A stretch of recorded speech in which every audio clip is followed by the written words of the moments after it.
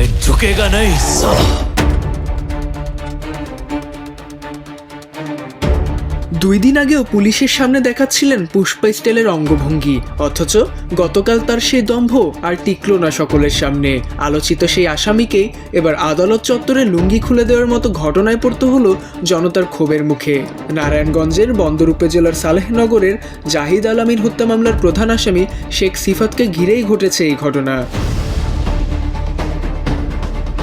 এর আগে জাহিদ আল আমিন হত্যা মামলায় প্রধান আসামি হিসেবে শেখ সিফাতকে গ্রেপ্তার করে পুলিশ।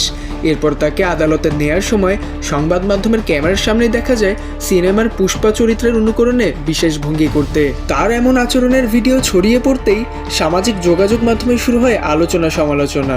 গুরুতর হত্যা মামলার আসামি হয়েও পুলিশের উপস্থিতিতে এমন অঙ্গভঙ্গি কেন, এ নিয়ে ক্ষোভ প্রকাশ করেন অনেকেই। তবে আদালত চত্বরে পৌঁছানোর পর গতকাল পরিস্থিতি পাল্টে যায়। এক ভিডিওতে দেখা যায় সিফাতকে দেখে উত্তেজিত হয়ে ওঠেন সেখানে থাকা কিছু মানুষ।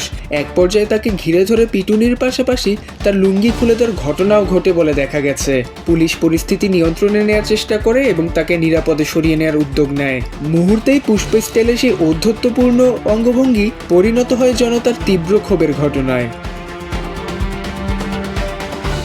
সালেহনগরের এই হত্যা মামলায় শেখ সিফাতকে প্রধান আসামি করা হয়েছে। এখন তদন্তে হত্যাকাণ্ডের প্রকৃত কারণ ও জড়িত অন্যদের বিষয়ে কী তথ্য বেরিয়ে আসে সেদিকেই নজর সংশ্লিষ্টদের। ওমর ফারুক সাজ্জাদ, বাংলা টিভি।